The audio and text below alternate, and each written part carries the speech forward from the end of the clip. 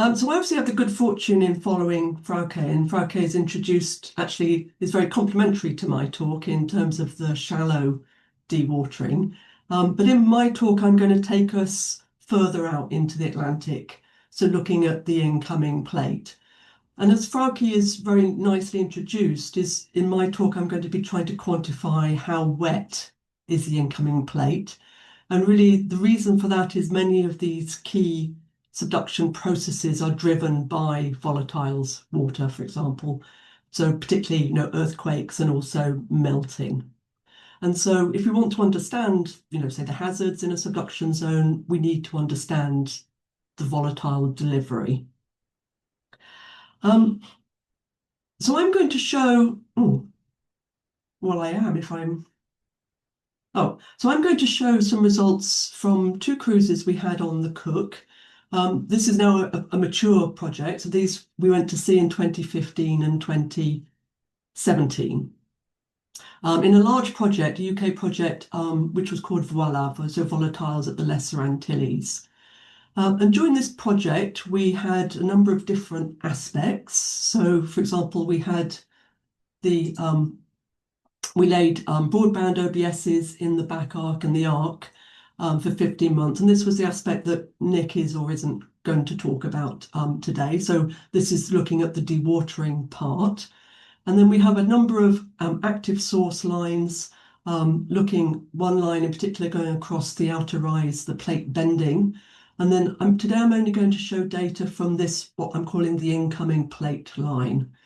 So here we are, Frauke was showing you data sort of from around here, sort of in the fore arc. We're right oceanwards, we're sort of 2/3 of the way from the mid-Atlantic ridge coming into the Lesser Antilles subduction zone.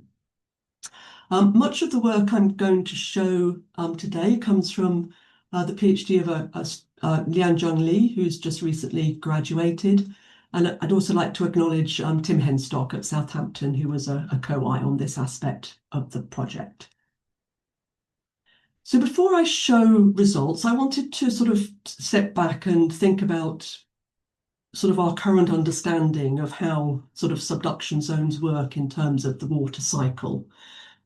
And if you look in the literature, this is sort of a typical cartoon you'd see to describe the input of the water. Ideas about subduction zones are really heavily influenced by studies in the Pacific. And of course, as this audience will know, the Pacific Ocean is floored by oceanic lithosphere formed at intermediate and fast spreading rates. We're in the Atlantic where we have slow spreading, and so there are immediate differences there.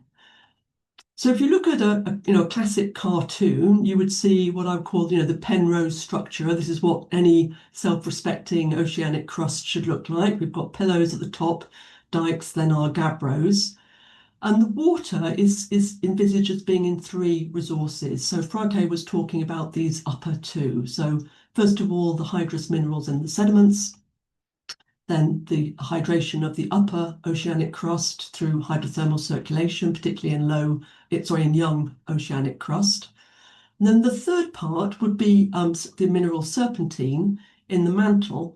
And in sort of traditional models, it's envisaged that this happens during the outer rise bending, when you get deep penetrating faults, the ingress of water, and the exposure of mantle olivine to water, giving you the mineral serpentine.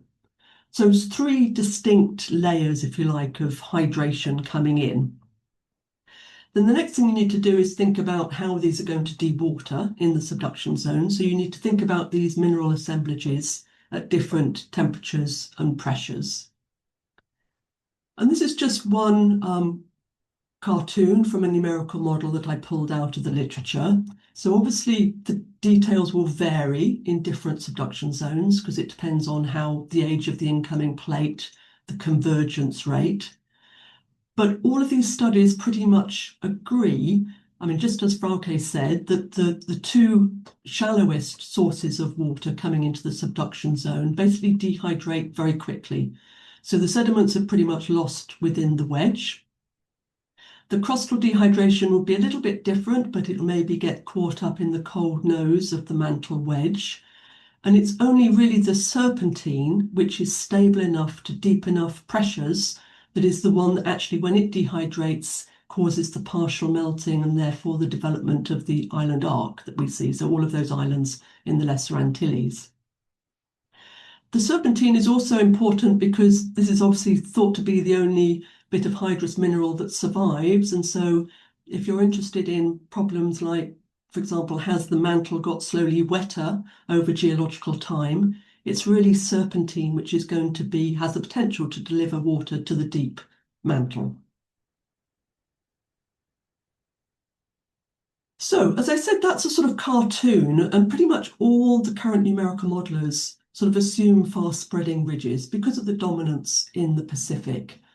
So here I've got four cartoons for fast and slow spreading. So first of all, in cross section across here on the left and a long axis on the right. And this is sort of a cartoon from 2010. So this was sort of our understanding actually when we wrote our proposal and what went into our thinking when we set up our program. So the key thing I'm interested in really here is serpentine. So hopefully you can see it. Serpentine is this slightly sort of yellower green colour. And in our traditional models, our fast spreading crust will basically be unserpentinized. There's actually none of this green colour in here. And it's not until you bend it at the outer rise that you get any serpentine at all. This is obviously in strong contrast to what we know at the slow spreading ridges. So the workers who've looked at structures at the Mid-Atlantic Ridge have obviously very clearly detected that there are periods in slow spreading which are basically amagmatic. So it's clear that the extension between the plates is for periods of time is being taken up purely by detachment faulting, which has the potential to bring mantle rocks up to the surface. As soon as you expose mantle olivines to seawater, they serpentinize. And so we have serpentinite at the seabed, as you know, at the ridge axis, which obviously is then going to get carried in and eventually go down the subduction zone. Looking at a long strike, this is the sort of current thinking that people have.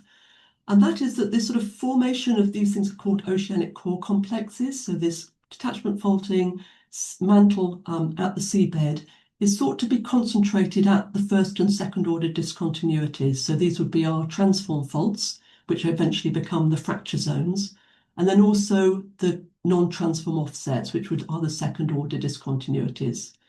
And the current model that we had before we started our project was that the segment centers should be sort of basically undergoing magma-rich spreading. So they've got your pillows, your dikes, and your gabbros sort of as normal. So we'd expect a sort of fairly organized along strike pattern of hydration.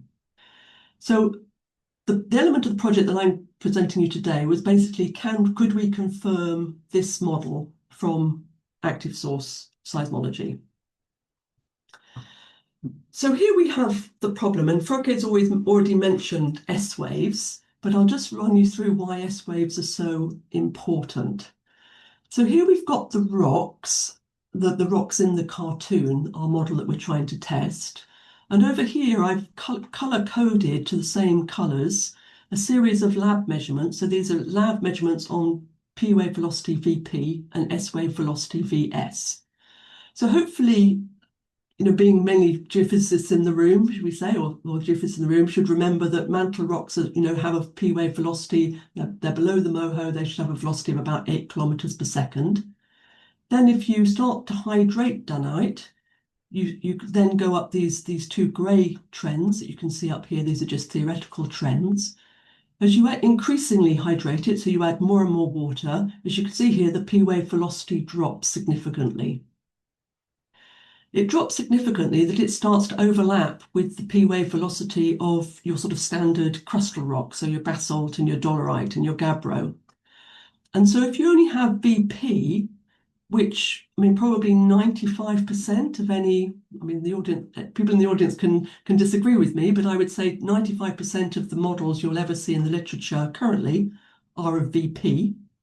If you're using Vp alone, you basically cannot discriminate between heavily serpentinized rocks and, you know, serpentine dry crustal rocks.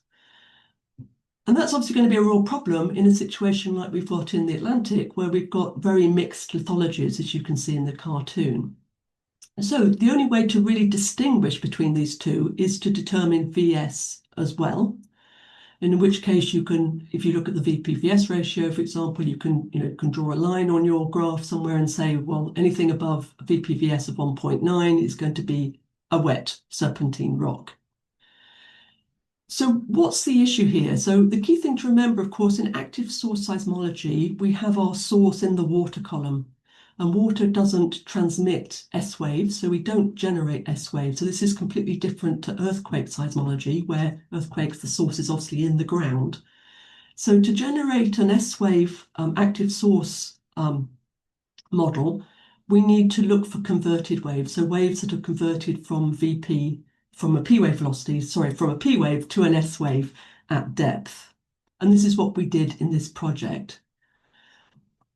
So to make an S-wave model, and this is, say, what Liang Zhang did, I mean, it arguably takes, it's 4 times more work to generate an S-wave model, I would estimate, than a P-wave one. You have to we've got 4 components OBS data here. You have to, combine the horizontals and rotate them so that you can see the suite of various converted waves you've got. In our particular location, so we're in mature oceanic crust, we've got nice thick sediments on top. And in this configuration, the basement is actually a really good converter from P to S. We had 96 instruments along this line, so very closely spaced. We had instruments every 4.5 kilometers. And I think Liang Zhang found, converted waves that we could use on about 80% of the instruments. So we were sort of, if you like, in an ideal setting to be able to generate an S-wave model. So let's then look at the results that we have. So just to remind you, here are the islands coming down through here. So this is the island arc. And I'm just going to show you results now from our incoming plate line. It's going to go across 2 transform faults, which are now fracture zones, 15, 20, and Marathon. And there are a number of second-order discontinuities in between as we go down. So this then is a conventional P-wave model. So this is the velocity going along from north to south, depth coming down this axis. The red lines are the fracture zones, so these are our first-order discontinuities. And then the black lines are our boundaries between at the non-transform offset, so the second-order discontinuities. Down here, we've got a sequence of velocity depth profiles, and we found that we have 2 clearly different components here.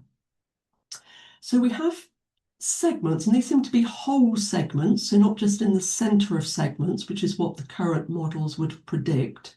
We have what you would basically get almost anywhere if you did this experiment in the Pacific.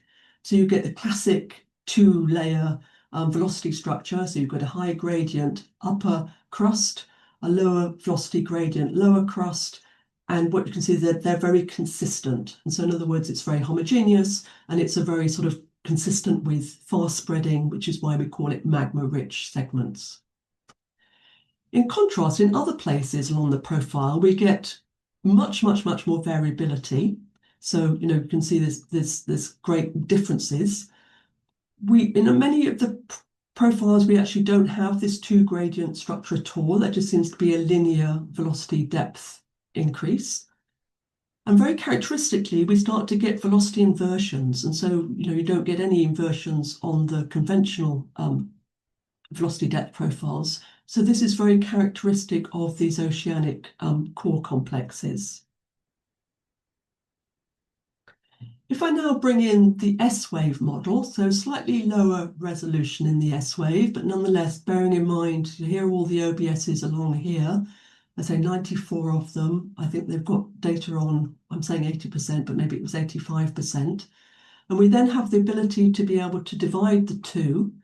And so if you remember back to that earlier slide, basically, we're saying that a VP/VS above 1.9 is essentially hydrated serpentine.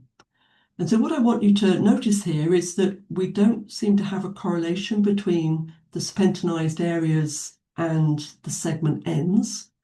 And it also seems to be very sort of chaotic and patchy, if you like, going along the section. So if we zoom in on one of these, I mean, what are these very high VPVS ratio patches? A few of them actually stick out. So here we've got here's the VPVS model, just shown up here in the top panel. This is a multi-channel seismic reflection profile, so you can clearly see its basement sticking out. Here it is on the multi-beam. I suspect it's seeping away. We could go and recover some of its seeps or something. So it's still in connection with the ocean water column. And it's clearly got this distinctive seismic velocity reduction, just like you see at the current mid-ocean ridge. So we're very confident that these are oceanic core complexes. And obviously it's caused, quite significant wet patch, if you like, on the incoming plate.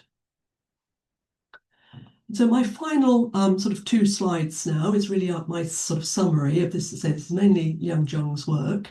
So what we have is we have a high fidelity P and S wave model.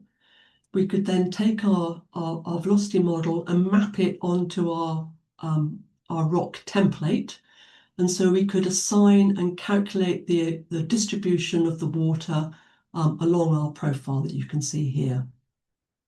And I've got really 2 take-home messages from this talk. The first is that we estimate that we have the crust in the Atlantic is 4 times wetter, by which really means serpentinite content. This is even before we've undergone any bending and at the outer rise. So we think it's significantly more water is going into the Lesser Antilles subduction zone. But significantly, the hydration is very, very patchy. So when we started Voila, we thought the hydration would be very much confined and limited to the fracture zones in particular. And in fact, this doesn't seem to be the case. It seems to be much, much more chaotic. And these patches are actually much wetter than we had originally anticipated they would be. I mean, this is pretty much pure serpentine coming in here. And so this is my final slide, then, is sort of thinking back to the cartoon that we had this is from 2010, in, what we were sort of expecting to find. So, we were expecting to find the hydration to be concentrated at the ridge axis discontinuities, that the segment centers would all be magma-rich spreading. And in fact, we didn't find that at all. We found that whole segments seem to be the magma-rich or magma-poor. The transforms are affected by style either side, but they're all different. And these very hydrated regions, so if we look at, this cartoon would directly correlate to, the Marathon fracture zone is a perfectly respectable transform fault, now a fracture zone. And in fact, the Marathon itself seems to be dry, and the centers of the segment either side seem to be wet. So in other words, it's much more chaotic than we would have originally thought, as well as being significantly wetter. And so I just leave you with 3 papers that we've published, which are relevant to this work at the end of Voila. Thank you very much.